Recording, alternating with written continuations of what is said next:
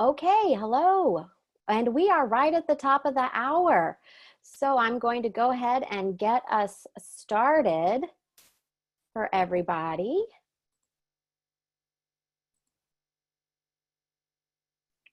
And here we go. Okay. So we're going to give it just about one more minute, let some other folks come into the webinar before we get going.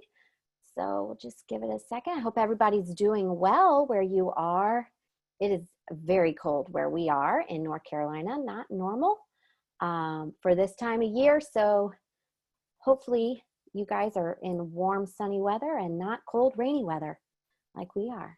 So if somebody could give me a hands up so that I could see that you guys can hear us. Great. Oh, look at you. That's so wonderful. Look at all these people coming through. That's wonderful. Great. Okay, good to know that volume is working. Okay, so we're going to go ahead and move forward. Welcome. I'm so glad you all are here. For those that are new to FlexJobs and our remote webinar series, and for those that are coming back, thank you so much. Today we're going to be talking about simple and effective ways to network online.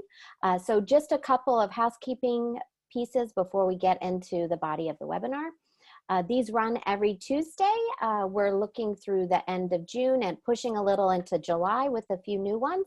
So keep checking back with us for the next webinar in our series. We will be doing a Q&A. It will be at the end of the webinar. So if you have a question that you would really like answered, please put it into the Q&A section of Zoom, not the chat section. Bree Reynolds has joined us. She's in the back end, and she will be monitoring the questions. She will be feeding them to me at the end of the webinar. So those you really want answered, please thumbs up so that we know those are the most important and popular questions. This webinar is being recorded, and you will receive the live link to the webinar along with the recap email later in the week. We ask that you check your spam and junk folders if you have not heard from us by Friday, so that you are sure the webinar did not get placed into that email folder.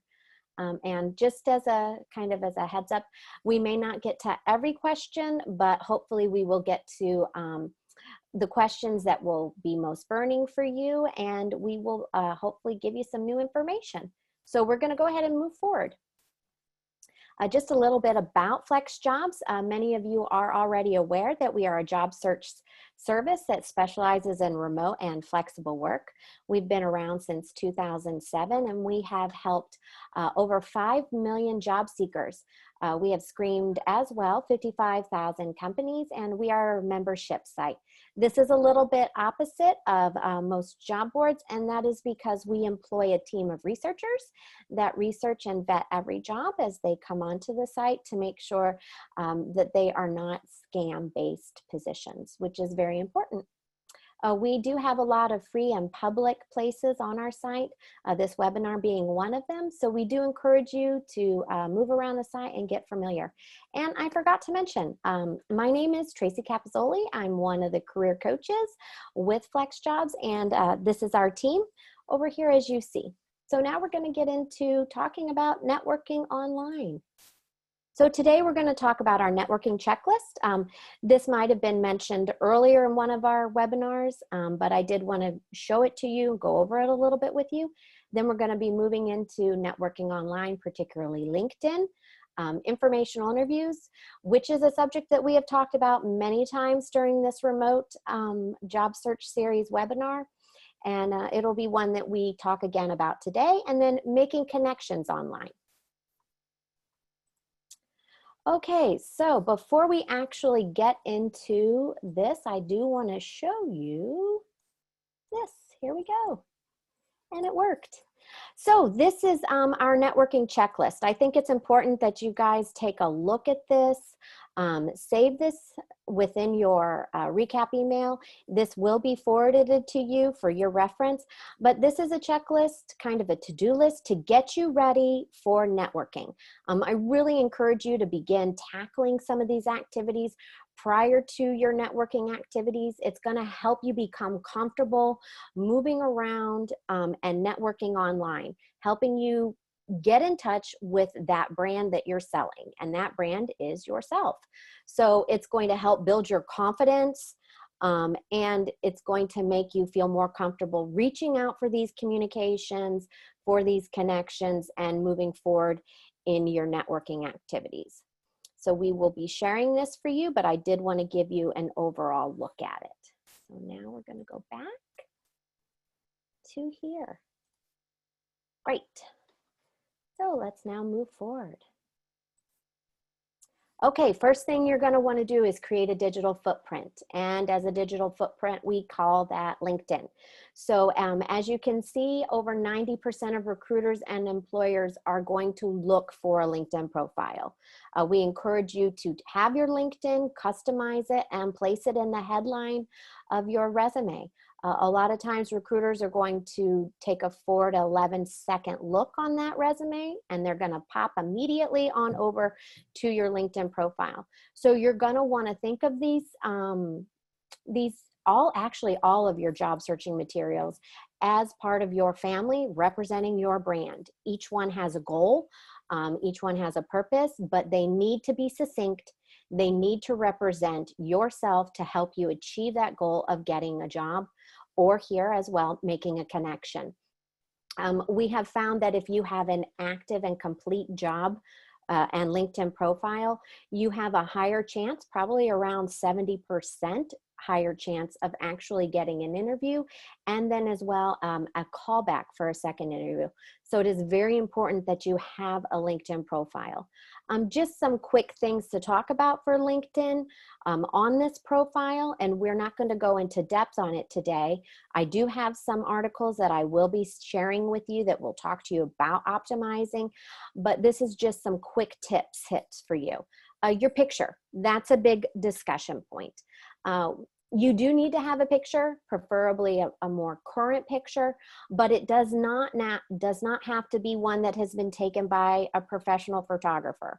Rather, you just want to have a picture that's going to display you in a professional light, one that you feel makes you approachable and friendly, so that you can then move forward with making your connections. The next thing you're going to want to do is definitely begin personalizing your LinkedIn profile. Change out that blue constellation background picture and put in something that represents yourself. That could be a landscape photo. It could be a phrase that means something within the industry and the profession that you are aligning yourself, or it could also be like a skyline photo as well. Another thing that you're really going to want to focus on is crafting your headline.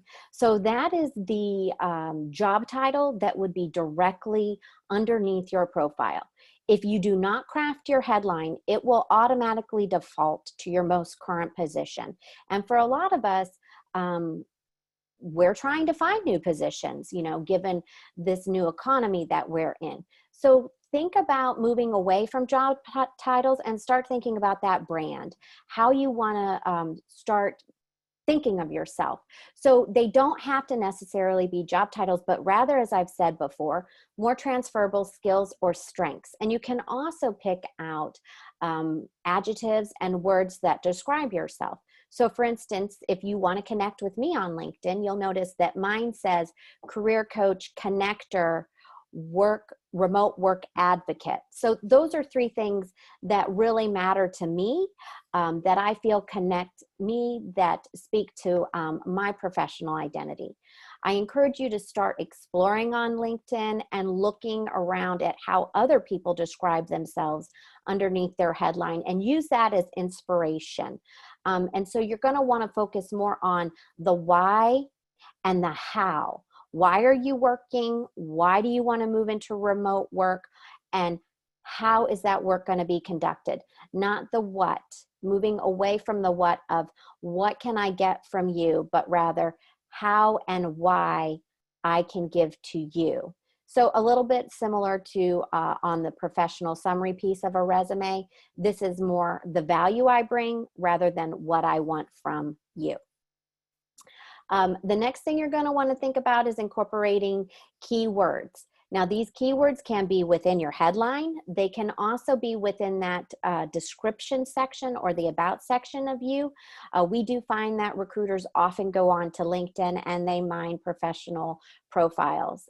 They're kind of generating lists to see if they want to reach out to potential candidates for positions. So you will want to include those keywords. That is very important. And it will allow for more targeted searches and for you to come up in those searches. Next slide. Okay, now we're moving on to generating foot traffic. So you've created your footprint. Now you got to actually get your footprint out there and it needs to become active. So you're going to want to start thinking about utilizing LinkedIn, getting on there, becoming active. And I know that in the beginning phases that might be a little bit anxiety provoking. How do I go about it? What do I do? Do I say something right? Do I not? A lot of times people are a little bit more leery of LinkedIn because it is more professional, but you just got to get out there and get into it. So here is where that out of sight, out of mind, you do not want that happening to you. So start with 10 minutes a day. Start reading your profiles, start looking at your news feed, thumbs up on connections that you have comments with, also articles, posts that you see.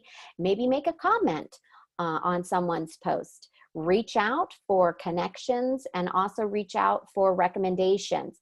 And then you can also give recommendations as well.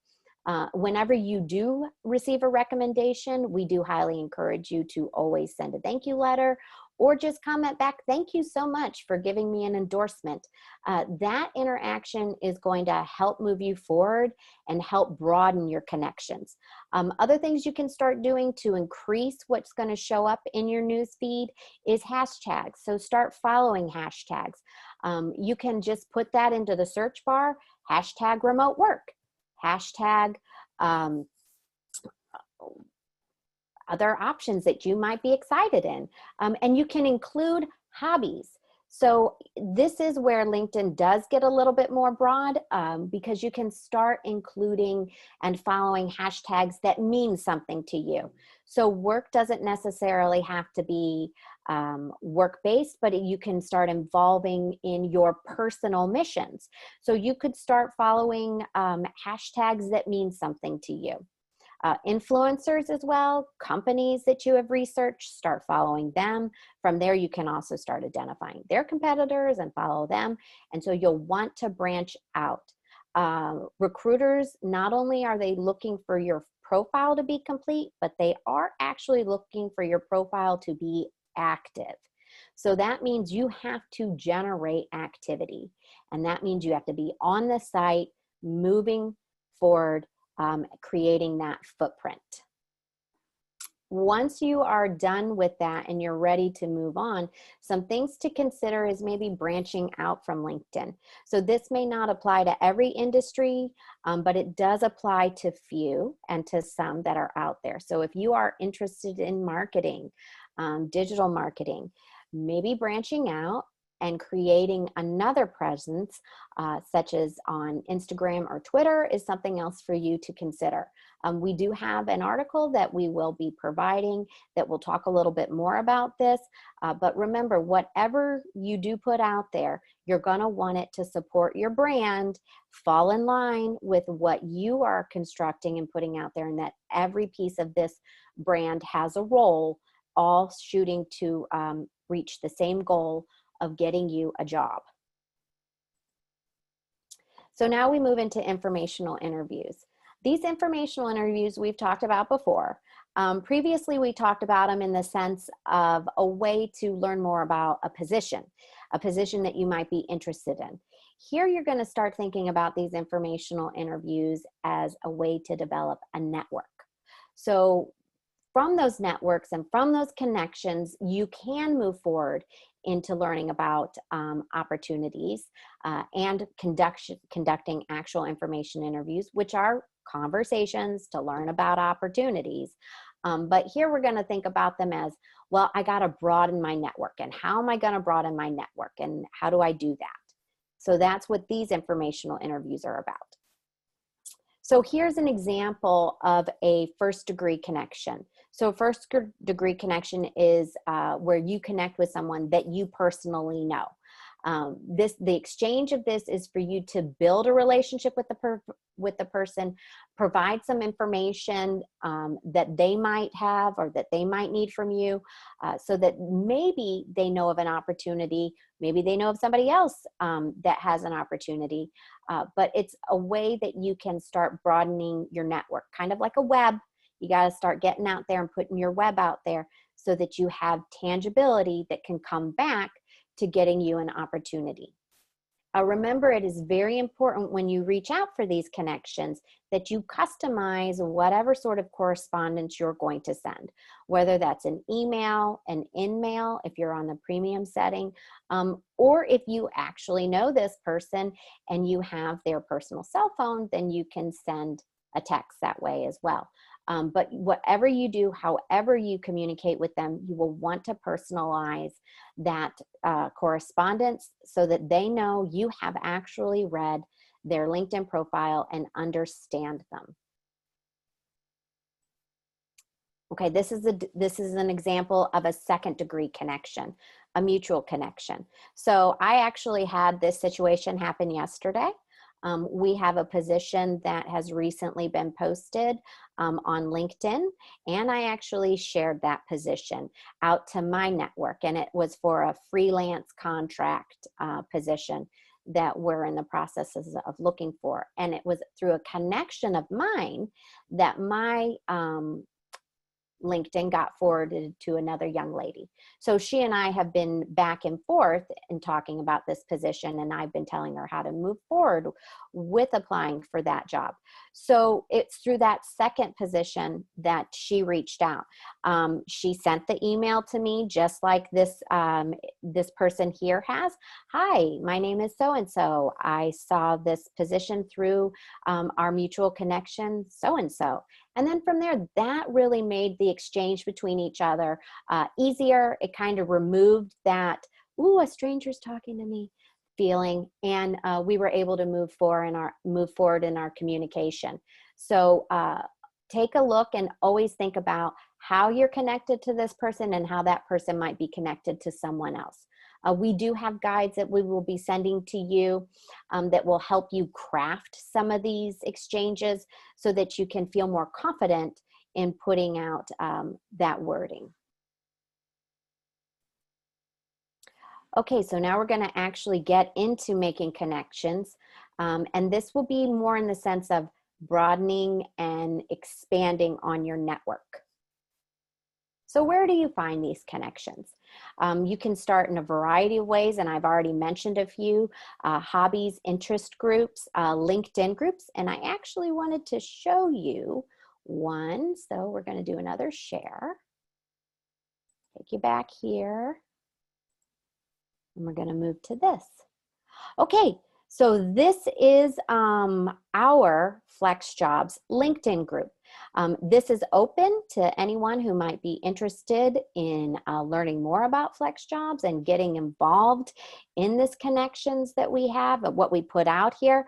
So I encourage you to not only follow professional groups like this, but see as well if other companies that you're interested in might also have LinkedIn groups like this as well.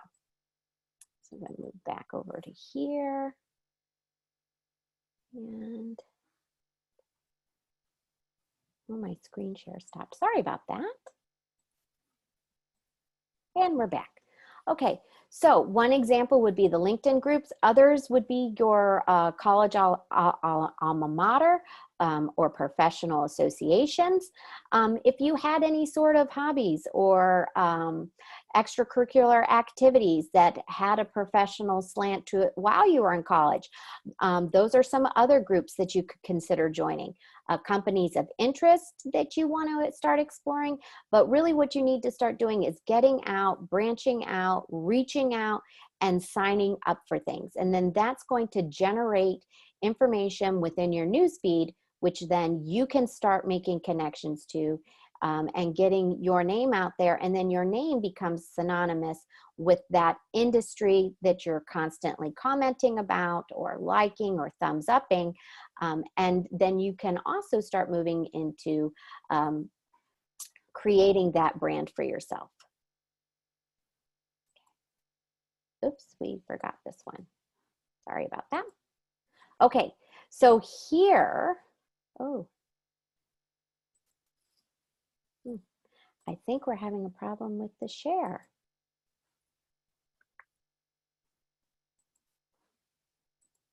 There we go. Okay, here we are. Sorry about that. So here we are now with our third example, and this is an example to a third-degree contact. This would be a complete stranger. So this is someone that you don't know at all, and you're trying to reach out and develop a connection. Remember, these connections can be beyond just learning about an opportunity or wanting to gather information about an opportunity, but actually it can be about just developing an actual connection and a relationship. So here's an example of one where you can reach out. This person has crafted it. They have read a little bit about the company.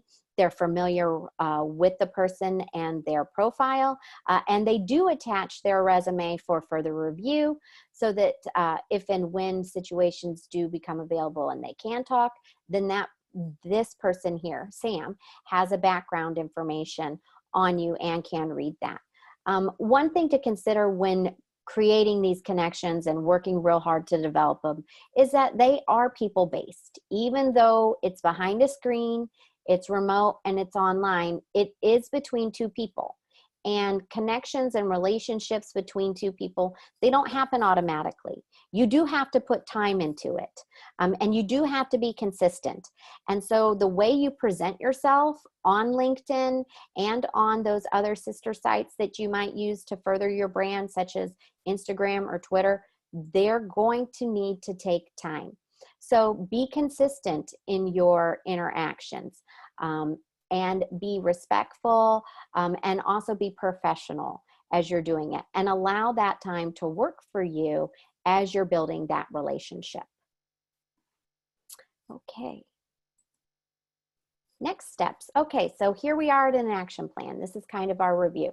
So first, get out there, start developing your LinkedIn profile.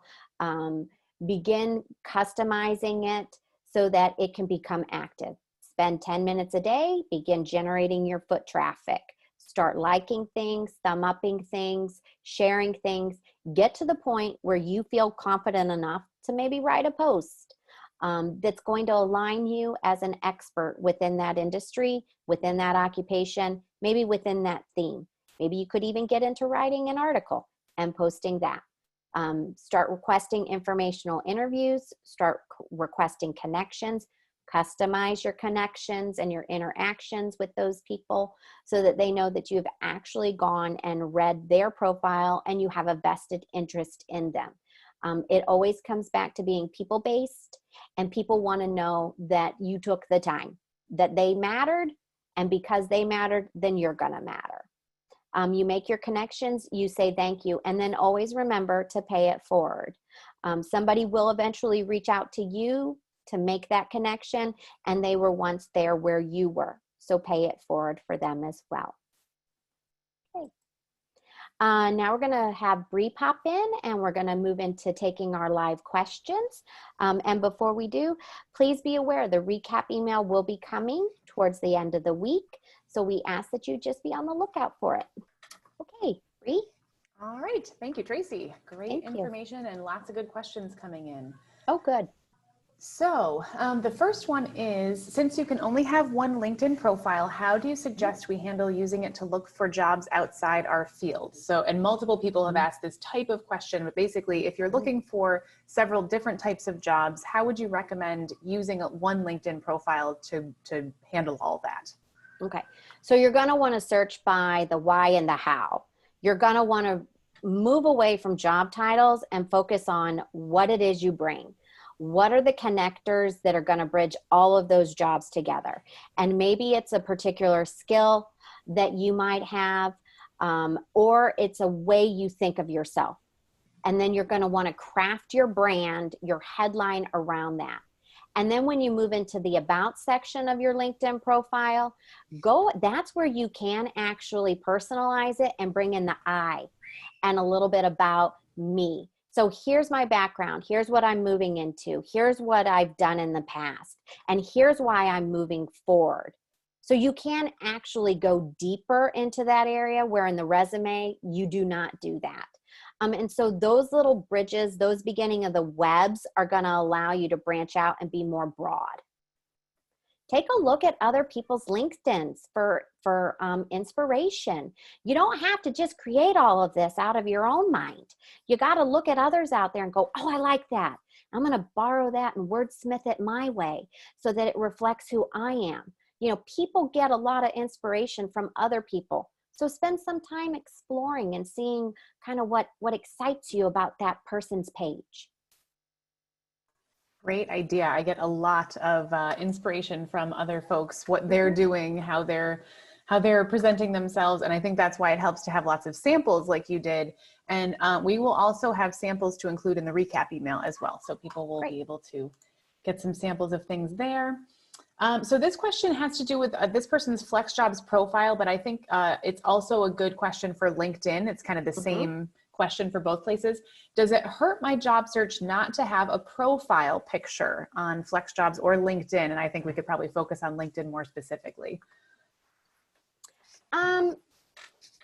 People like to see people. So I'm not going to say it's not going to hurt you, but they like to see who they're dealing with.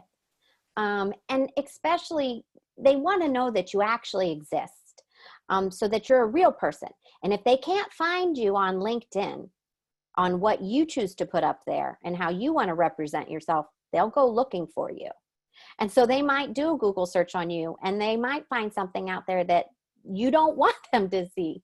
So if you can control it, I would control it and put up a picture that you can best use to represent yourself. Now, with that being said, there are some industries that you cannot put a picture up and you cannot have a digital footprint because of the type of work that they're doing. And that's well known. And if that's that industry, then nobody knows about that and you don't need to worry about it. But for most industries out there, take control of what you put out and craft your brand. And that would include a photo. So I would encourage you to put one up. Yeah, absolutely. I agree. And I think there have even been studies that show that LinkedIn profiles with pictures and FlexJobs, it would be similar, get more results, more hits, those sorts of things than those without. One thing I would say, I know some people are concerned with having their profile photo on LinkedIn because it might bring up issues, or FlexJobs because it might bring up issues of ageism or any other sort of discrimination in the job search. One creative thing I've seen people do is they won't necessarily have it be a headshot, but they'll have it be a picture of them either from behind or in profile, maybe a little bit or like far a away. side. Yeah. Like and an doing artistic something, and kind of doing something that's their hobby or an interest of theirs. So it might be you're hiking or, you know, standing on the beach looking out at a beautiful sunset or whatever it might be, as long as you're, you know, not in a bikini doing that sort of thing. Right. That could be one way to kind of get over the headshot issue. Yes. You're crafting your brand. So take control of it. Put it out there. And I have to say, I had a client that she had that photo of herself and it was kind of artistic and it was a black and white and it was a great photo and it was of her laughing. And it just conveyed warmth and approachability and openness. And that was just within a split second of seeing it. And that's what you want. So I agree with you completely, Bree. Excellent. Thank you. Oh, sure. Absolutely. So this is a question about, do you have any ideas on what to say in the LinkedIn profile? And I think specifically this is probably having to do with like, how do you fill out all the information? And I know you went over some specifics, but essentially, is it possible for someone to take what's on their resume and kind of copy and paste that over into LinkedIn to fill out all of the bits and pieces of LinkedIn? Is that all right? So that they don't actually have to retype it? Is Yeah. that what you're Yep. saying? So they don't have to recreate the wheel and try to Okay. write something brand new on LinkedIn Okay. so that it's Yes. different from their resume Yes. somehow. So you will want to copy and paste over the body of the resume, which is the work history portion of it. That you'll want to keep the same to match your profile. Especially if you've had your resume looked at and you feel confident with it, and it's action-based, and it supports the goal, then yes, you can do that. That you should be able to copy and paste right over. The about section is the part that you'll change, that can be more personalized, where you can bring in the I did this, I did that, that kind of thing. Mm-hmm. Good, good, good. Okay, so do you have time for maybe 2 more questions? I know Yes, we're yes, at the of 30-minute course. mark. Okay, so this question is, what are some good sources for finding relatable articles and information to post and share on LinkedIn? So I think this person just wants to get involved, to start sharing, Oh, start sure. posting things. Where do people find articles to post? Where should they go for those types of things? Well, I think that you'll want to start with things that move you and motivate you. So if it's connected to a movement that might be happening, that means something to you, that's tied to your work, you could look at a professional association and see if they put anything out. You could also take a look at newspapers, copy over newspaper articles that mean something to you. And then you can also take a look at other people's LinkedIn's as well and start forwarding information from there. But really, you've got to go to what matters to you, more the how and the why, and then move that forward. Mm-hmm. Great. All right. And then this person is, a couple people are wondering, you mentioned getting some keywords into your Yes. LinkedIn profile. Examples of keywords. What do you mean by keywords? People are wanting a little Sure. more detail. Sure. Sure. So, 2 scenarios for keywords. One being, if you know what type of job you're going for already, and your headline can be a little bit more specific, doesn't have to include the job title, but you know kind of the occupation, because companies own job titles. Those change depending upon the company, but it's all within a theme. So if you know what keywords are associated with that theme, then you can put that in. So for like digital marketing, some keywords might be digital marketing, SEO, market research, email marketing, marketing campaigns, full life cycle marketing, things like that. So that would be a keyword. Another keyword would be, for a second situation, is if you're doing branding for like transition, making a career pivot, then what you'll want to do is start researching those types of positions, and include not only the industry specific keywords, but the personality type or the soft skills that would be needed in that. So let's say you've been doing a lot of research, you've been an archivist, and now you want to move into writing. And so what you would write there, what some keywords there would be, research, detail-oriented, focused. You could include experience with research database systems that you've used. So maybe you call yourself a LexisNexis guru, something like that. And then you incorporate the types of writing styles that you've done. Then you say writing, editing. So that's how you could kind of incorporate keywords. And also take a look at jobs. When you read job postings and you read a lot of them, then you get a sense of keywords that keep popping up, whether they're soft skills, hard skills, or personality related. Yes, great tips. All right. Well, thank you, Tracy, very much. Sure. And just to let everybody know, all of the links that we shared in the chat will be in the recap email that goes out later this week, along with the recording. And Tracy, I'll let you wrap it up. Great. Thank you. So again, let me share my screen. Doot, doot. Share screen. Okay, lastly, again, we're going to have the recap email. Please take a look at our blog. Our FlexJobs blogs has lots of resources for you to view, whether or not you're a member of our site, as well as webinars and video series that we have out there. Really, we just want to help you find a better way to work. And if we're one of those tools within your toolkit, then that's all we can hope for. So we thank you for joining us. We wish you the best of luck in your search, continued efforts as you move forward, and we hope you join us next week, Tuesday, again at 3 for the next webinar in our series. Thank you so much and have a great day. Bye.